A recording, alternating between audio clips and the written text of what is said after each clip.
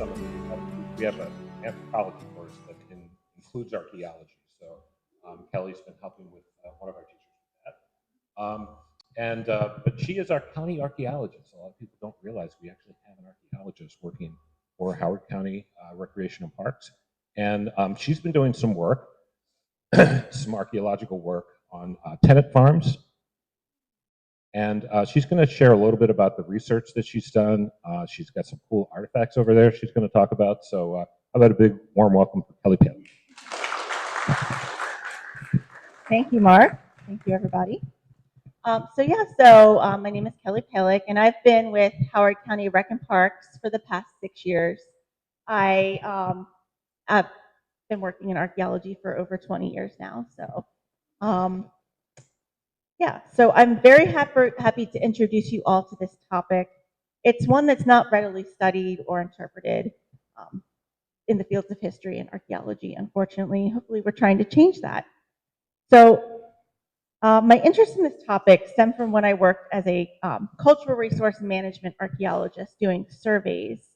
And where, as an archaeologist, I was responsible for surveying large areas of land slated for development in order to locate and identify any buried subsurface features. And it would always frustrate me to find, if we found a site that dated to the postbellum, following the Civil War site, we would often write it off because it wasn't deemed as significant to archaeology or history, or it was too redundant, or it was too modern. And it really upset me that the history of tenant farmers and people who lived in the area in the early 20th century were ignored and written off. So I've been very fortunate with my job as archaeologist with Howard County Rec and Parks that I can promote and research the significance of these sites. I know this is a topic of research that's really kind of gained popularity with my archaeological colleagues over the past few years. So I've been able to spend a lot of time researching this topic and involving the public in this research as well. So my presentation today will highlight some of that research that has been done on this topic and how this research can inform and shape our analysis and interpretation at the West Friendship Tenant Farm site in West Friendship, Maryland. So my presentation is going to be split into 3 sections. First, I want to provide a context for the agricultural systems that transitioned out of slavery in Maryland after the Civil War, and how this transition into freedom affected the lives and landscapes of Black families, as seen through archaeology. It's important to understand the context in which these sites are set to help guide archaeological theory and interpretation when understanding the relationships between whites and Blacks in the communities and how people's behavior was influenced by their time and redefined the cultural landscape. Secondly, archaeologists in the that interpret 20th century sites, they often interpret them as singular entities, documented and then shelved. These sites, however, existed with thousands of other similar sites all throughout the state of Maryland.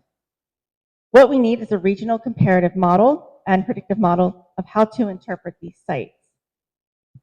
In the second section, I will briefly discuss 3 sites that have been identified and more adequately analyzed in Maryland, and how this research can help inform in our own research and interpretations in Howard County. Part 3 of this presentation will introduce the early research that we've done on the West Friendship site at West Friendship Park.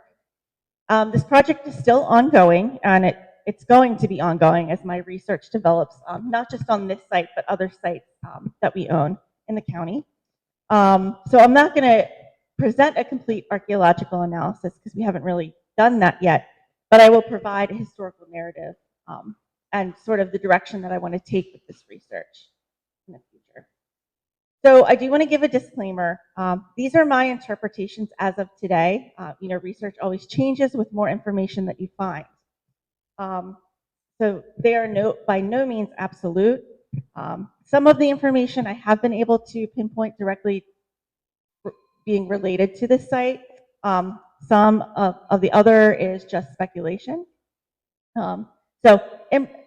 Only through the further research can we further provide more information about the accurate truth about this site.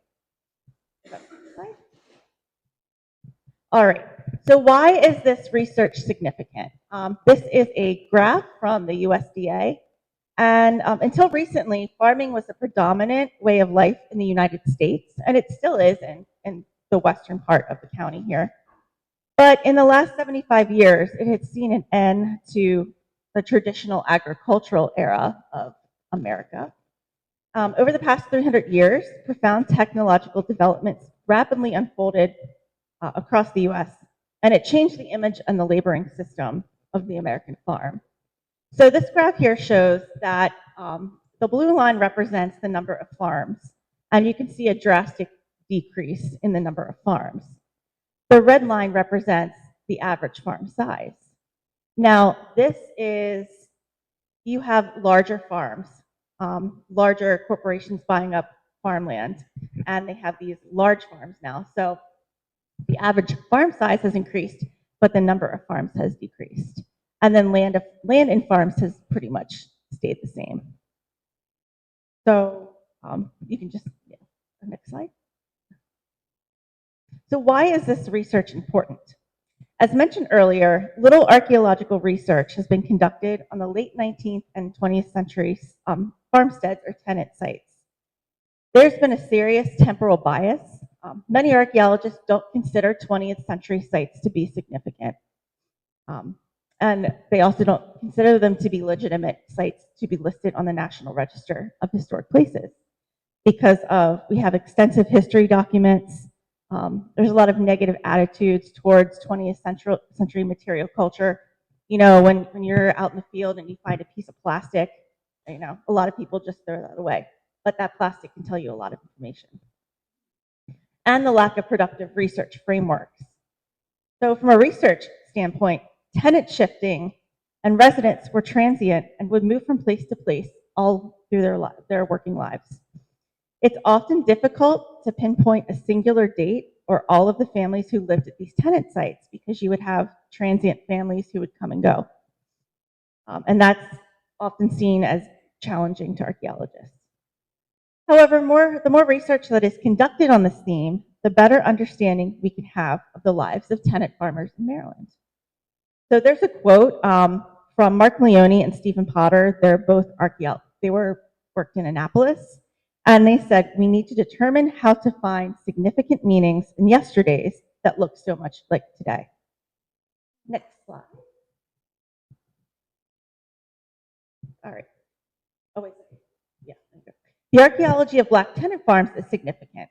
And the information that these archaeological sites offer is limited only by the research designs and questions posed by the archaeologists and historians. If we don't ask these questions, we'll never find the answers. So what can we glean from the archaeological record, including the landscape, the architecture, the land use, and the consumer choices on a daily basis? Usually this is the only information we have on these households because of the lack of historical documentation. So these two graphs, I have culled together a list of all the sites identified within the Maryland Historical Trust Cultural Resource Database.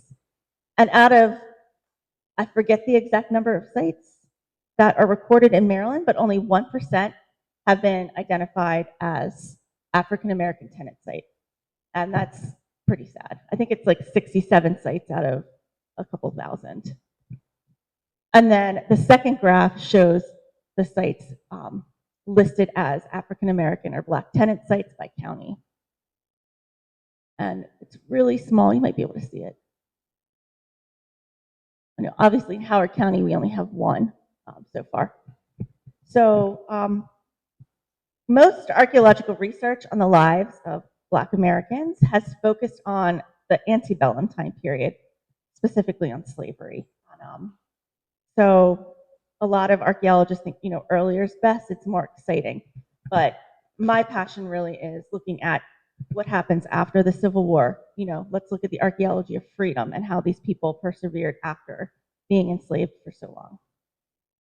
So the period between the end of the Civil War and the first quarter of the 20th century, so roughly 1860 to 1920, rural life in the United States experienced another great transition with a shift in agricultural economy, changes in settlement patterns, new methods in consumerism, and the continued influence of industrialization and mechanization of agriculture. So what few historians and archaeologists have addressed is how these newly freed Black households were affected by this transformative period, and how these changes affect the archaeological record when the slave trade no longer interfered with the formation of the African American family and their new economic relationships between landowner and tenant class. Next slide. Emancipation had social, political, and economic implications for both Blacks and whites. Planters found the loss of free labor to be devastating for their goals and needed to devise a new economic system that would allow them to regain the power and control as a workable substitute for slavery. The transition following emancipation was unique for the state of Maryland, which was a border state during the war and before. So what is a border state? A slave state that did not secede from the Union. It bordered the slave states of the South and the free states of the North. Because of its status, Reconstruction did not have much of an impact in Maryland. And because of this, Maryland has a unique story to tell about postbellum lives of Black families.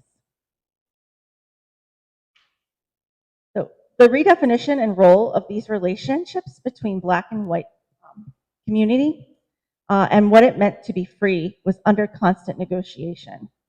Attempts were still made to assure that Black families continued to be impoverished and unable to advance their lot in life. Next slide. So historians have identified 3 distinct systems that evolved, labor systems that evolved after emancipation, which help and affect and inform the archaeological record. So there was the colonial period to 1865, where your labor was primarily focused on the enslavement of Black people from Africa.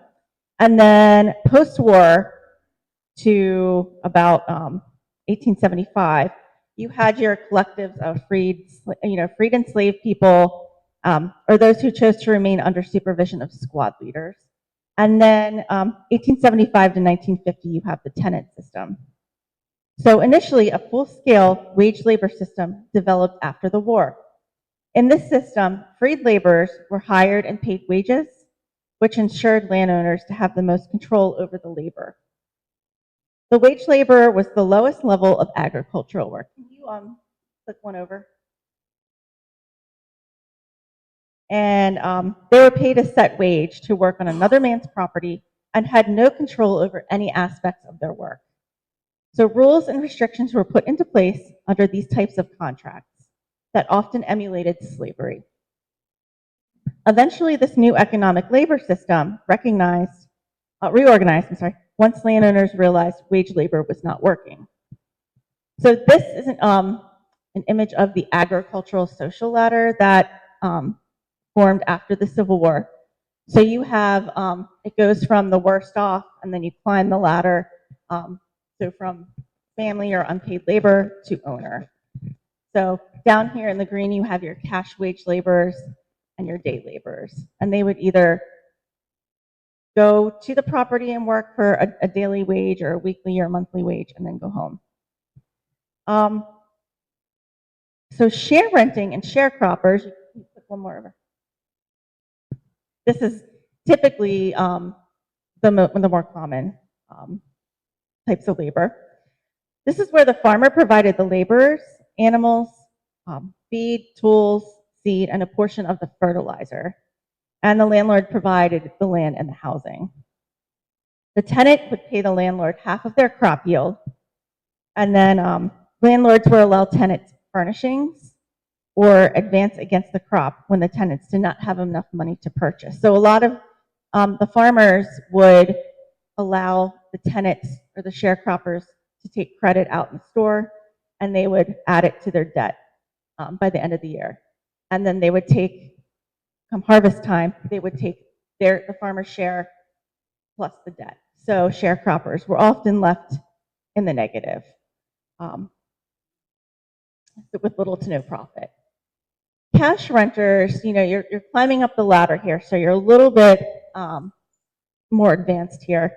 So instead of paying in harvested crop, cash renters paid cash for rent. They usually provided their own equipment and tools and having to rely less on the landowner. Cash renting tenants were more self-sufficient and payments were steady, and they did not rely upon the success of their crops. So freedmen realized that in order to climb this agricultural ladder, they would require land, capital, and housing. However, lacking all three, freedmen found the climb difficult, if not utterly impossible within the system of tenancy. And this varied from county to county in Maryland. Next slide. So this is just a graphic showing the sharecropper cycle of poverty. And there were several gradients between these three tiers. Every farmer had a different way of negotiating with their tenants. However, despite what appeared to be a scenario where Black tenant farmers could advance economically and control their own livelihood, these systems usually kept families in extreme poverty and debt, which is why sometimes this system is called debt slavery.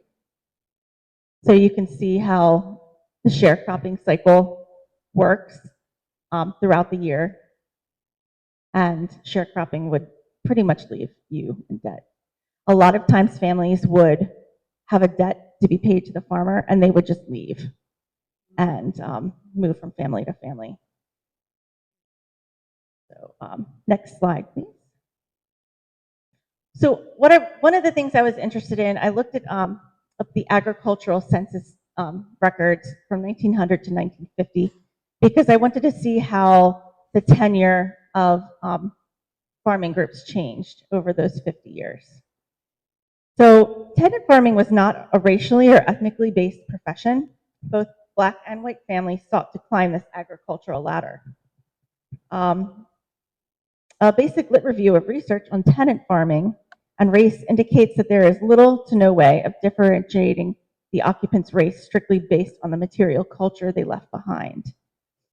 Or race or ethnicity played little role in consumption of material goods. So this slide here shows the major tenure groups in Howard County, Maryland. And you can see obviously owner is the greatest, and then you have share tenants. And you can see how share tenants radically decreased over the years, whereas cash tenants increased. So you can see how the climb up the agricultural ladder changed both between whites and blacks. Moving from sharecropping to cash tenant farming. Next slide, please. And then I also wanted to look by race. So, white managers, white owners are obviously the largest, but you can also see the shift from non-white owner, that decreases, and non-white tenant decreases as well. By the 1950s, a lot of the tenant farmers were able to escape out of that poverty level and move on to other jobs. They either left the area entirely and moved north, or they were able to acquire their own property, as is the case with the resident at the West Friendship tenant site. So next slide, please. So I'd like to talk a little bit about what the actual definition of freedom meant for these newly emancipated communities, as it closely correlates with how people transformed their landscapes over time. By definition, freedom is the power or right to act, speak, or think as one wants without hindrance or restraint. It's the power of choice. So redefining freedom provides a tool to understand how individuals and groups carried out their plans. Through action, Black Americans were able to create these new working relationships with landowners. So for example, it was their choice who to work for and whose property to live on. And create new cultural landscapes based on their choices, and finally to reunite their familial networks, communities. So in slavery, they had a very limited way to create their landscapes. After slavery, they had the freedom to choose how to create their landscapes, and that shows up in the archaeological record. The settlement and landscape patterns have been a major focus of archaeological research.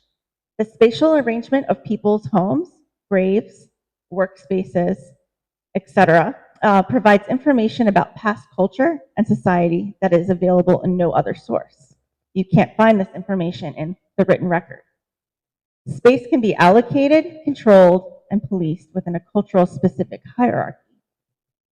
As archaeologists, we can identify the agency of the people we are interpreting and how they shaped and redefined their spaces following emancipation. Next slide, please. So I use the term cultural landscape. So when we do archaeology, there's theory behind what we research and how we research and interpret a site. So with studying these sites, I really like the notion of cultural landscape theory. Archaeologists who have studied sites of the postbellum era, analyzing slavery to freedom and the struggles during Jim Crow, use this cultural landscape theory. Cultural landscapes are represented through material culture, so the things used to modify their landscapes, such as buildings, agricultural fields, outbuildings, trash disposal. Tying this theory into the notion of freedom, the newly emancipated individuals possessed the agency of choice, and they were able to take meaningful action to reuse and repurpose the landscapes once controlled by slavery to reflect their new needs in times of freedom. So they're really transforming a space into a place. Did you have a question? Yes, the photo on the lower right, those buildings have been built slave owners' property. Yes, so that the image on the bottom is representative of a slave plantation where you have a number of households. So like with Monticello, you have Mulberry Row. The image on the top is a singular home for a single family. So you can see how the landscape changed over the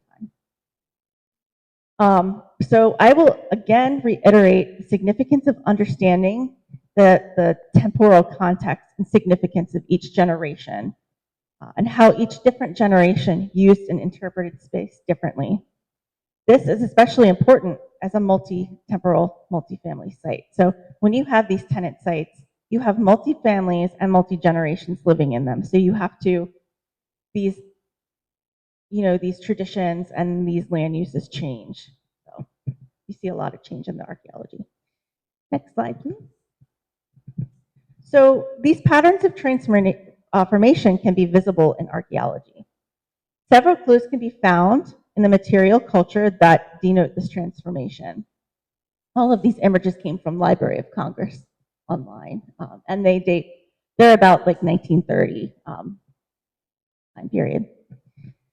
So practices of self-sufficiency and self-provisioning. This means being able to provide for yourself without the reliance of anyone else. An example of this is material evidence of canning, home canning, and preservation, or evidence of garden plots, as well as the presence of wild food species, so hunting. Creating space between tenant and landowner, families can create a self-sufficient household. So, a lot of times, we've been finding a lot of faunal or bone remains of wild species, so they were able to supplement their diets from what they received from the landowner. We're also finding a lot of sewing implements. So a lot of times women, mothers and daughters would take in laundry. There are a lot of laundresses listed in the census records. So they would take that as extra income besides farming. And then also evidence of education, educating, if either sending your child to a local school or educating in the home. Evidence of inkwells or slate pencils can really tell you about their beliefs in the home. And then the built landscape itself is a huge clue in the patterns of transformation. So next slide, please. So evolution in housing from slavery to freedom. Between slave, sharecropper, and tenant and farm owner, dwelling locations and dwellings themselves have notable differences in the level of self-sufficiency displayed throughout, and inform much for the archaeologist. So in 1988, archaeologist Charles Orser studied the transition of spatial analysis in tenant house sites at the Millwood Plantation in South Carolina. It's in the Piedmont region, so very similar to our own environment here. He noted 3 phases of change in settlement patterning. When the Civil War was over and the post-war period of plantation organization had begun, you still had the spatial forms of your antebellum plantation. So you still had your clustered slave quarters together. And then slave quarters and slave villages, they had multiple households, communal living, part of an enslaved plantation community. And many homes were scattered at various locations based on what your role was on that plantation. And then it transformed into tiny squads of homes. So as families dispersed and reunited, you started getting your nucleated settlement of the plantation, and the squad system eventually broke up. And then I would say after 1875, you start getting your individual homes, which spread across the landscape, and you have your single family or single dwelling units. So these are just some examples of different types of postbellum. The top left image is, obviously antebellum, and then you have your clusters and then your singular homes. And then later, the latest is you have your additions to the smaller, as you have more larger families, you add on to the tenant houses. So you can see how the structures themselves evolved. Yes. The house in the upper right has a homemade fence around it. To keep livestock in or to keep wild animals out? Both. So they would have pig pens or. So this shift indicated how plantations were managed and changed with the changing relationships of landlord and tenant. The transition began following Reconstruction and was deemed complete by the first quarter of the 20th century. So by the 1920s, your tenant houses looked more like the bottom right. So when for example, if you are walking out in a property and you come across a tenant structure, you can kind of tell possibly what time period it came from based on its style.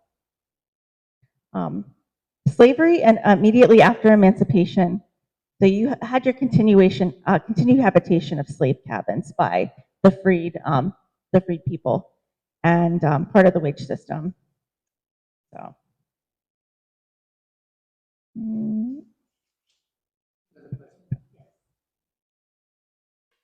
Right after emancipation, there were black families that didn't have any place to live. There were some of the options that they had.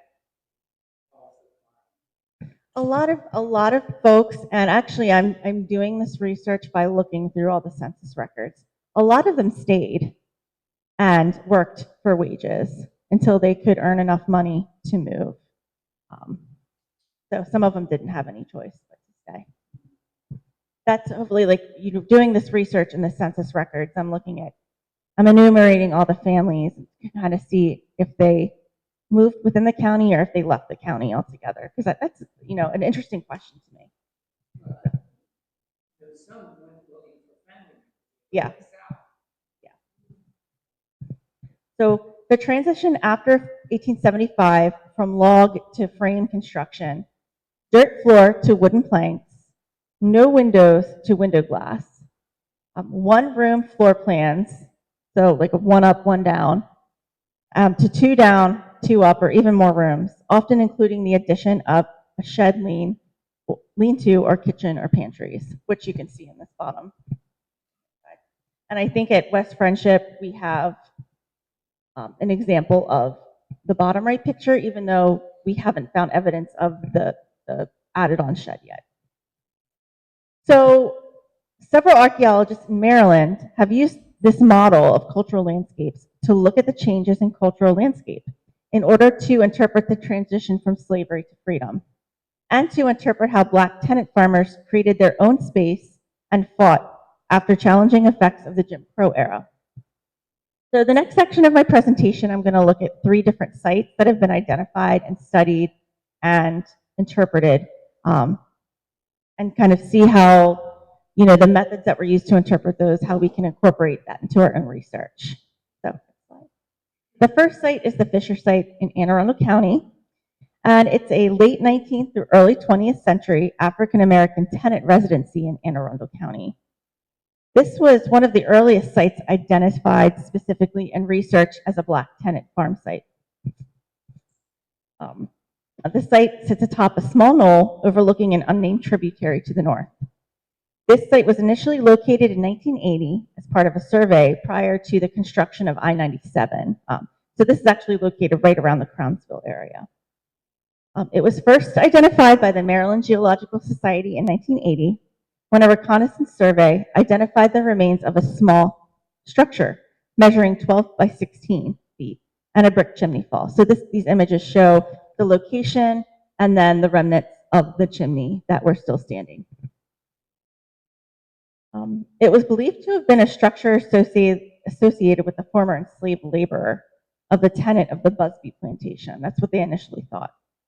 Based on this discovery, the engineers had to shift the trajectory of the highway, but some of the archaeological site was still in the purview of destruction, so they had to go and excavate it. So next slide, please. So here are some site maps. One of the earlier phase work done in 1982, and then the later phase work done in 1984. So phase 2 investigations were completed by 1984, and they put in a number of shovel tests or small circular holes around the structure. They wanted to find trace the foundation of the structure, to identify artifact concentrations and identify the foundation of the building itself. During this investigation, the foundation was located through soil probing and a series of the post-hole tests. And there was also consistent soil stratigraphy across the site, except for an area to the west. So in the right-hand image here, you see the structure, and then to the west, they have this darker shaded area. And there was a thick layer of organic soil, so they interpreted this as a garden area. And they actually had to do phase 3 mitigation work in the larger area, because that's where they had shifted the highway to. So they actually didn't do any more excavations around the home, but they focused on the western side. They had to recover as much data as possible before the road construction resumed. So they excavated the entire 400 square foot area, and they combined the use of historical documentation, oral histories, and intra-site spatial analysis to help interpret the lives of the tenants who lived here. All 3 of these tools are highly applicable for research on tenant sites, especially oral histories. We are very fortunate to still have many living who have memories of this time period. Next slide, please. So this is the 1878 Hopkins Atlas map for Anne Arundel County. And once the site was initially identified, archaeologists conducted their archival research, and they were able to pinpoint, okay, we knew that they were on Benjamin Lusby's plantation, and then you can see a structure just to the south of his home site. And they believed that that was our site. And finding records such as these provide good information about who owned the property and who lived nearby, but you can't say for sure who rented the property. A lot of these unmarked structures were most likely tenant structures, and because these tenant farmers couldn't pay to be on the map, they're not listed on the map. So they can tell us that there was a structure there, but we don't know who lived there. Structures or houses, yeah. Or houses, yeah. Is that Lusby? Where are the Lusby down towards Solomon's Island? It's probably the same family, but yeah, this is Anne Arundel. Next slide, please. So oral history was very important in identifying the time period of the site and who lived there. Once the site was initially identified, archaeologists conducted, oral history. So they were able to interview Mr. Bernard Fisher. He grew up on the property, He was a resident around 1913. And according to his memories, he was the last known tenant of the site. I'm sorry, the last known tenant of the site was a family of Daniel Simon, and it included his wife, son, daughter-in-law, and 4 grandchildren. So, according to Mr. Fisher, the Simon family lived on the site from 1913 to 1920. In his interview, Mr. Fisher remembered passing by the tenant house on his way to school.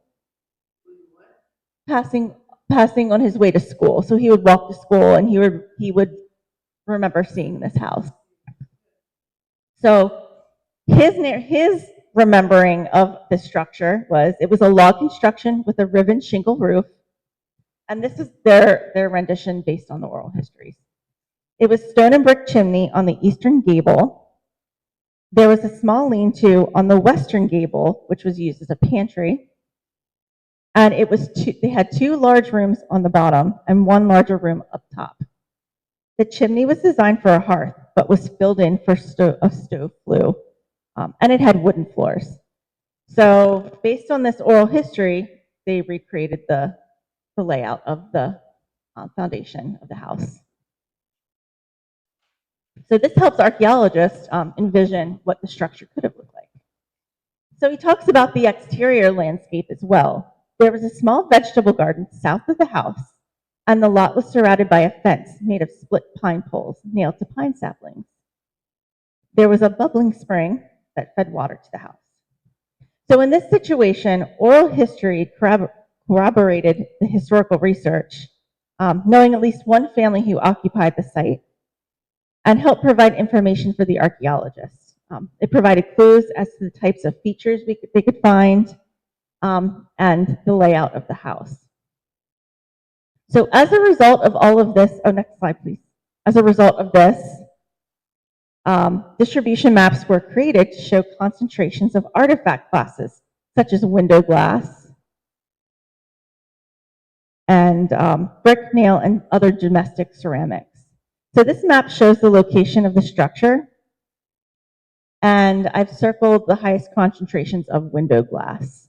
So they could depict, yes, this house had windows, and pretty much where the windows were located. Yes. In colonial America,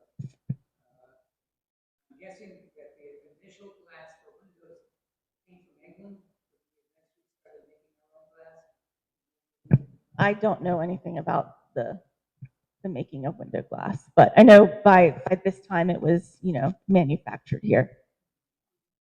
I'm sure there's some studies that can be done looking at the chemical makeup of the glass, and yeah. You can also measure the thickness of window glass to kind of figure out the time periods that the windows were put in, which is interesting. The earlier, the thicker, and I think so, later, yeah. the thinner. So why was this site significant to our own research? It was important because it was one of the earliest sites of this type to be analyzed and interpreted in depth for African American tenant families. And it created a comparative sample for other sites in the future. It also shows how you are not limited by not having a rich source of historical documentation. There are other ways to interpret. Okay, our next site is, you can go ahead and next one.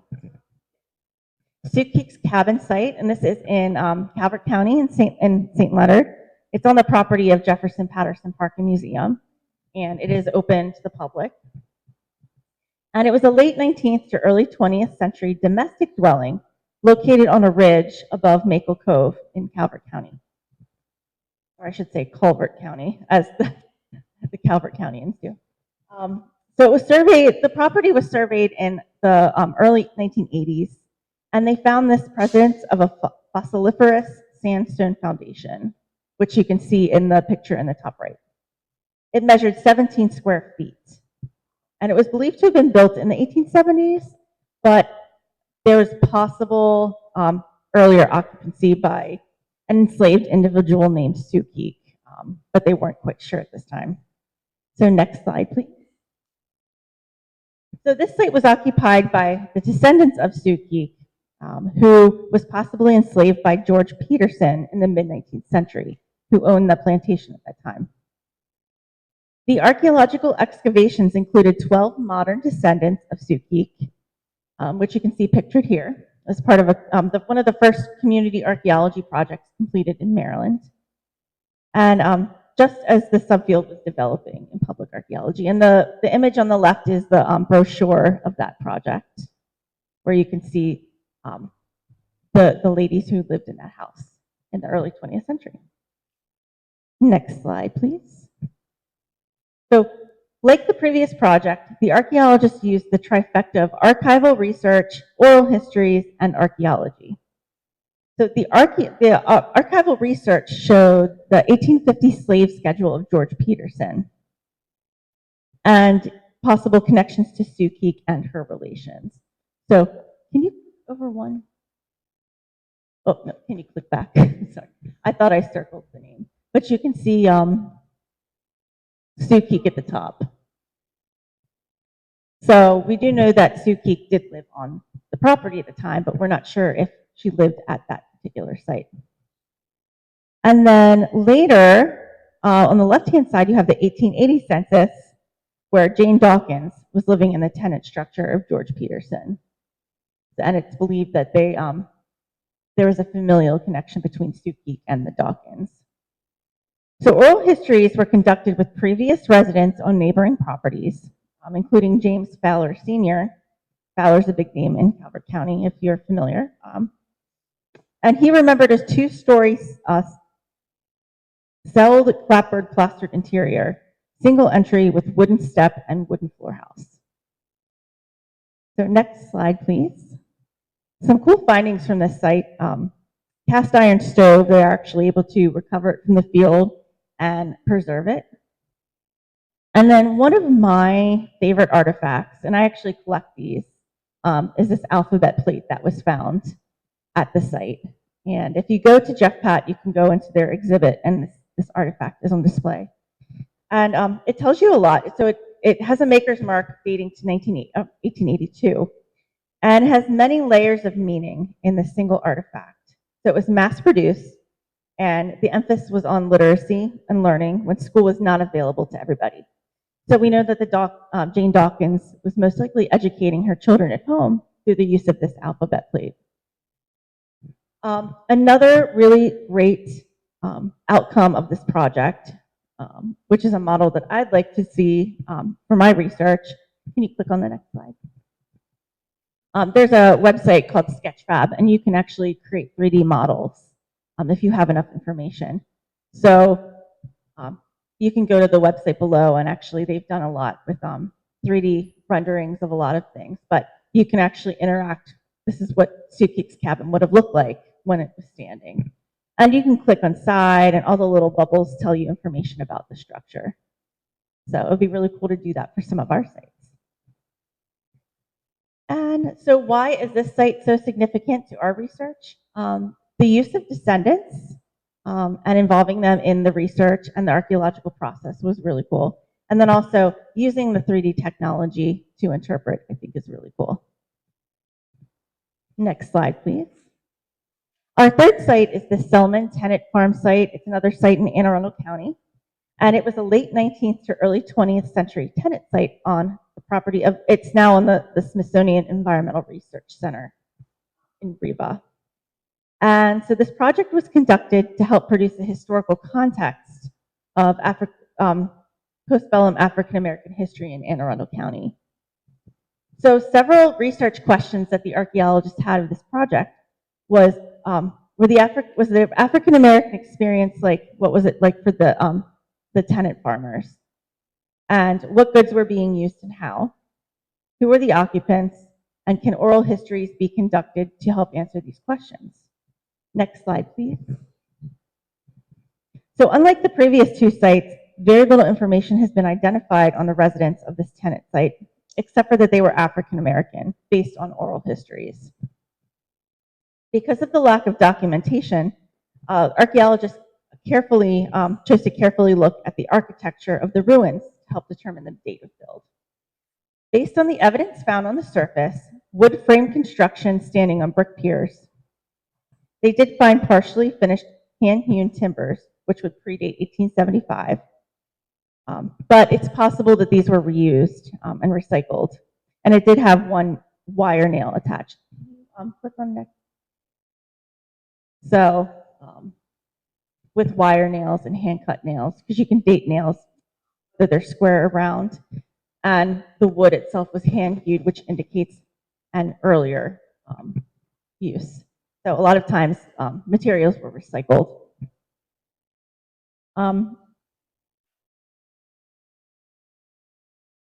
So George McDaniel in 1982, he wrote a book about Hearth and Home, called Hearth and Home. And he said, farm tenant houses that had a hall and parlor floor plan, a 1 1/2 story height, a stove flue instead of chimney with fireplace, were usually built after 1875 and became the common type by 1890s in many parts of the Mid-Atlantic region. So looking, can you click backwards one? So looking at the outline of the foundation, they were able to identify that this is most likely hall and parlor. And then, so can you click 2 more ahead? Yes.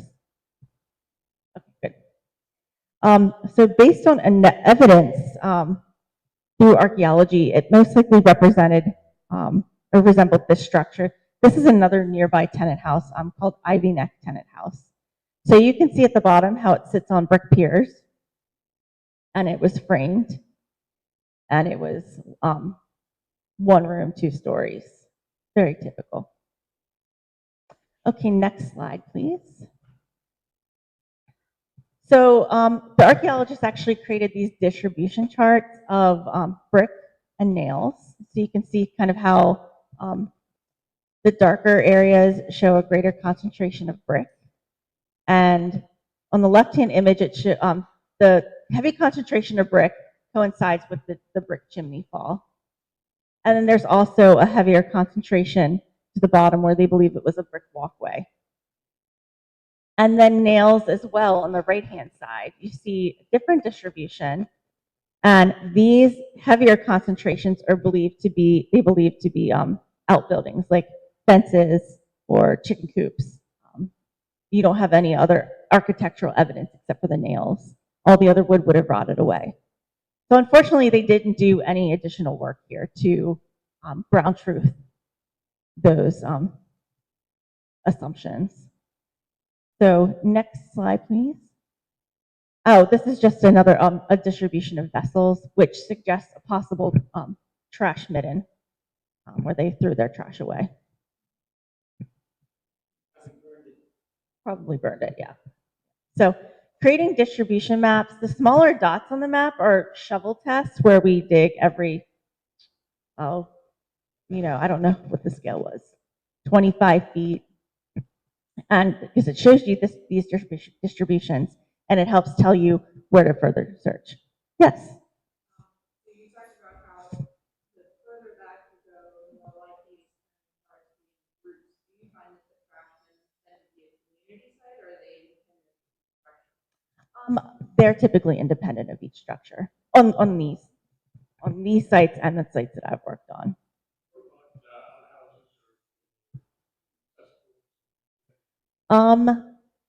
It could be. They didn't investigate this further, but they did have outhouses. I know at the West Friendship site, I have not found one, but I know that they had to have had one because they didn't have indoor plumbing. So that would be a gold mine for artifacts. All right, next slide, please. So an interesting thing that they did here was they did a tree study. So they wanted to analyze the type of wood that was used to build this house.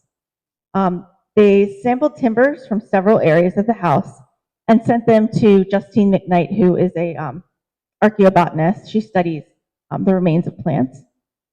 And the samples from the Selman site were collected, as well as samples from the Ivy Tenant site that I showed a picture of. And they wanted to compare the origin of wood, whether it was locally or or commercially purchased, not local. So the results show that no exotic or imported wood were used in the construction of the Selman House, whereas Ivy Neck was mostly wood commercially obtained. What can this type of data tell us? It can tell us the age of the structure through dendrochronology. It can tell us about the status of the people living at that site. So with increased access to commercial goods, whether people had more money to purchase these more expensive commercial goods. And it also tells us about the variation in building materials used on tenant farms. So why was this site significant? It gives us an insight into the material culture of Black tenant sites and informs the narrative on the role of African Americans in Anne Arundel County. And it shows the potential for more research. Unfortunately, like I said, they did not do any more archaeological work at this site. The site's still available? Yes, because it is located on the Smithsonian Environmental Research Center property, which is undeveloped, and they are, Jim Gibb has his community archaeology citizen science program out there, so. And you never fully excavate a site. You always leave some for the future because technologies change and research changes, so. So as we can see, despite the lack of historic documentation, archaeologists have several other tools that they can use to help interpret these sites. So how can this site help us with our West Friendship tenant site? Next slide, please. It's warm in here. So I'm going to tell you a little bit about the historical context of this site. If any of you have been out there walking the trails, you see this structure that has collapsed. It was standing up until the 1980s, and I think I've been told that one of the tornadoes that came through eventually knocked it over. I haven't done a complete architectural study of it. We're still trying to figure out how big the house actually was. But I know at one point it housed 11 people. Yes. So it's on the property of West Friendship Park, where the Living History Farm Museum is. West Friendship, do you know where the Howard County Fairgrounds? It's right across the street. So we initially identified the site in January of 2019. We noticed this abandoned tenant structure, and I immediately began to research this property to determine the land ownership and possible tenancy. I had this research in mind because I do a lot of camps and field schools with kids. So I was like, okay, here's an old house. We're going to have an old dump somewhere, and it'd be really cool for kids to excavate, and I know they'll find stuff. It ended up being a lot bigger project than that. So during this section, I'm just going to go over some of the research that I found and to try to trace who actually lived here. So next slide, please. So this is an 1860 Martinet map of Howard County. It's District 3, the 3rd district. And you can see the middle Patuxent River that cuts along the southern edge of the property. And I've highlighted as best as I could, the property boundaries. And I've pointed to Washington Gaither and his little structure there. So the white farmhouse that sits on Frederick Road, right at the front of the property, that was initially built by Washington Gaither. And it was originally part of a larger tract of land called Wheatland, purchased by Samuel Gaither. I'm not sure how big the original land was. I think Samuel Gaither purchased the property from the Warfields, but I can't find that connection just yet. And we believe that Washington Gaither, he got this parcel from his father sometime around 1830s, and we believe that he built his home by the 1840s. But it's unknown at this time. So by Samuel Gaither, his father's death in 1860, his son Washington did own, it was about 160 acres. And yeah. So next slide, please. So we have evidence that Washington Gaither was a slaveholder. So we have on the left-hand side the 1850 slave schedule, and then the 1860 slave schedule is on the right-hand side. So he increased his slave holdings. The interesting thing about the 1860 slave schedule, and it's not very clear in this image, but point it out. This column right here, the title of that column is Fugitive of the Law. And he has, I think, 7 of his enslaved laborers marked. So I don't know if that meant that they sought freedom and they left. We do know that he was in economic shambles pretty much at the end of the war because he did lose his property in foreclosure. So he probably lost, unfortunately, enslaved laborers were property and they were worth money. So when half of your labor force leaves, you lose that money, you lose that wealth. So next slide, please. This is from the 1868 slave statistics, and I took it from Washington Gaither, his wife Henrietta Gaither, and his daughter Sally W. Gaither. So these are all the individuals who were enslaved at the end of the war, and which is nice because it gives you their names. You see under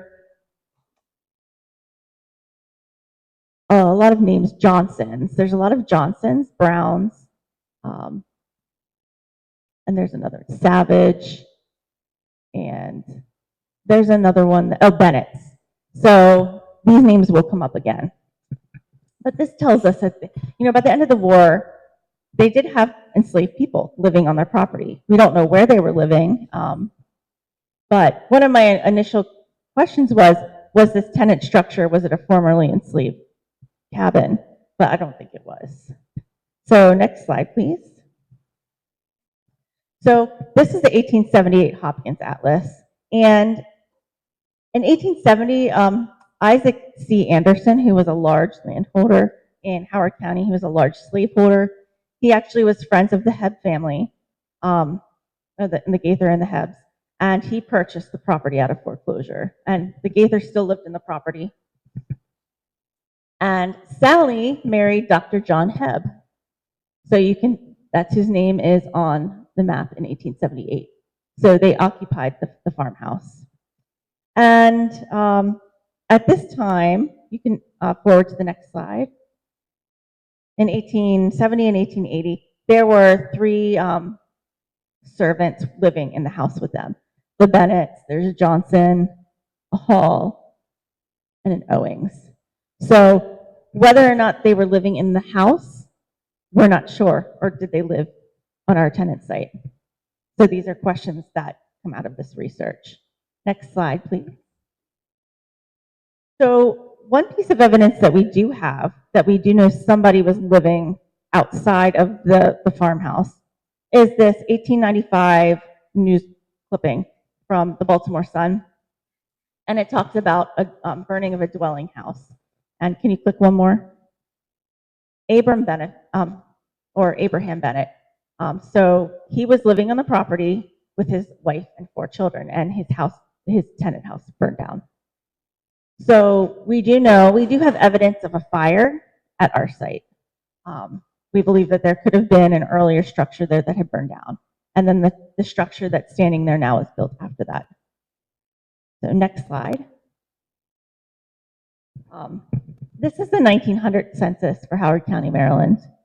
And it shows the Hebbs and Henry Bennett. Henry Bennett was actually the son of Abraham Bennett. So there was that connection to the family. But at the same time, Abraham, after the structure burned down in 1895, next slide, he was living across the street with John Dorsey. So he was most likely working for the Dorseys. And if you flip to one more slide, he lived across the way. So the Bennett family still lived in the area, even though they didn't live on our property. Next slide. This is a 1906 topographic map of the area, and you can see the top structure in the circle is the farmhouse, and then by 1906 there's another structure there. So somebody was living there, but I have not been able to find anybody in the census or to determine who that was in 1906. Next slide. And the Lakeshore property is the farm that's right next to West Friendship Park. You can just skip So this is a document, tax assessments that were, I think it was 1921. And at this time, Charles Dorsey Hobbs owned the property. And you can see that he made a $100 improvement on the tenant house. So sometime around 1920, there was some kind of, I guess it was enlarged. Next slide. We do know by then there was one guy, James Griffin, who was working for Charles Dorsey Hobbs on the property, so he most likely lived in this property. I don't know how long he lived there for, but he was just a single guy. Next slide. So one thing I do know for sure, because I have found evidence, is in the 19 federal census, there was a gentleman named James Hall and his wife Gladys Hall, and they were listed as farm labor. James was a farm laborer for Charles Dorsey Hobbs. And okay, yeah, he worked for him, but how do I know that he most likely lived on this site? The next slide, please. Well, actually, also, can you go back real quick? I also want to point out that he was living with his wife and 10 other people. So there were about 11 people living in this small structure, which was typical of that time period for tenant families.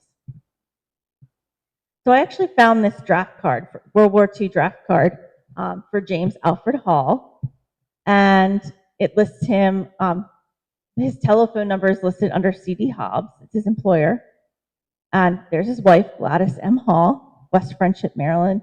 His employer was C. Dorsey Hobbs, and his place of employment was farm of C. Dorsey Hobbs.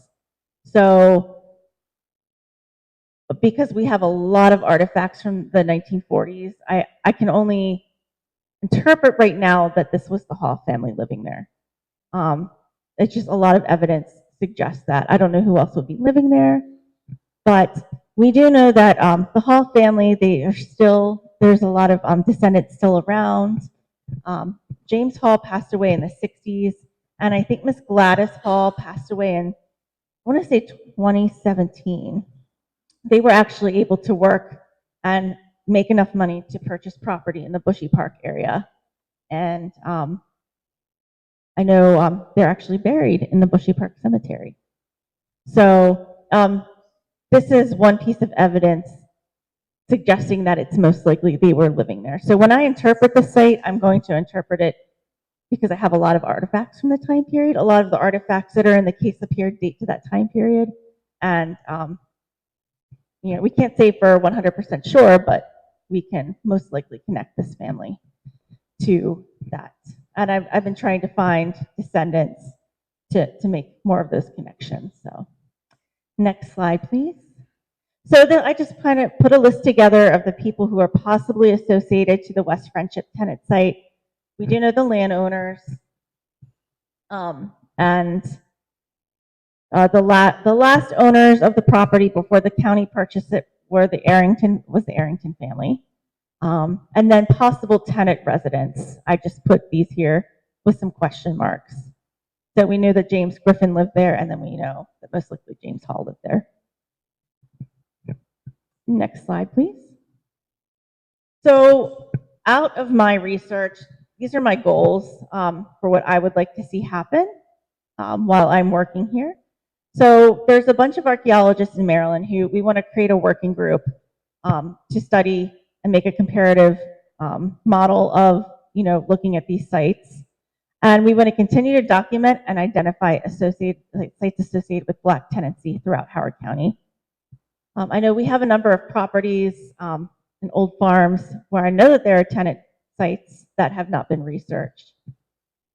I want to compare the look of tenancy within the different regions of Maryland. It was different here versus, say,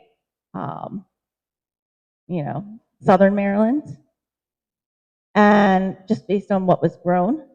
And I also want to create an analysis model for the discovery and research for future sites. So a model that future archaeologists can use to help identify and interpret these sites. And then my pipe dream is to create an interactive story map of life during Jim Crow in Howard County through the archaeology, using our sites as models and to help tell the story. Have you ever met Mr. Nixon at the Black recreational site? It's a site for weddings. I have not. Mr. Nixon actually, he is no longer alive. It was his wife. It was his wife who ran the property, and she's no longer alive.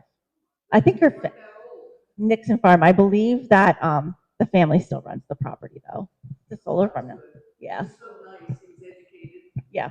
Very articulate and very warm and welcoming. Yeah. Asked if I could come and see. Oh, I believe he was actually murdered downtown.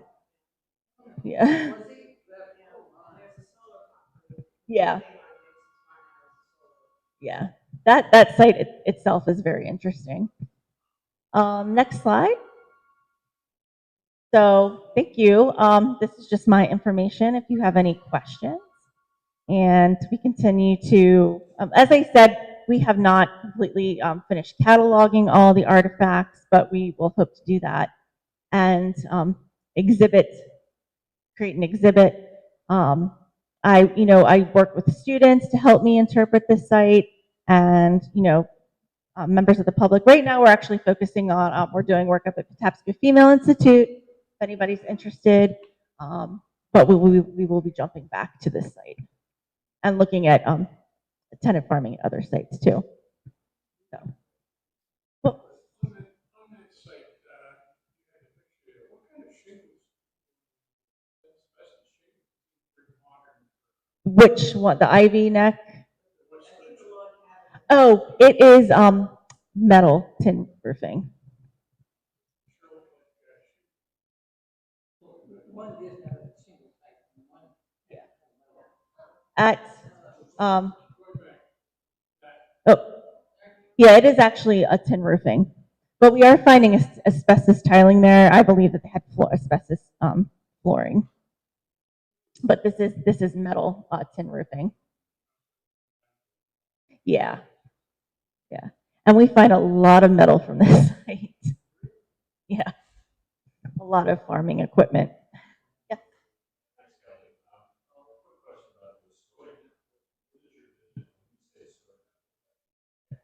So it's a digital, it would be like a digital representation, and you would click on different parts. Yeah. Yeah, so you could like walk through the site, and this, like I said, this is a pipe dream, connecting it to the artifact catalog and having like 3D images of artifacts. So basically it's like going to the site without being at the site. But that'll take a lot of money. Yes, sir.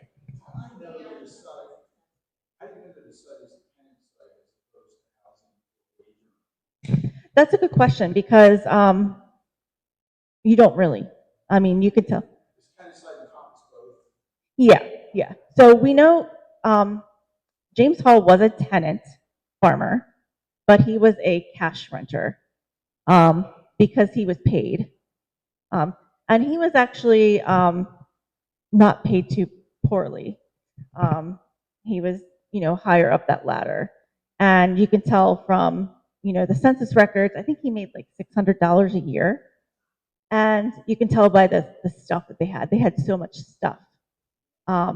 A lot of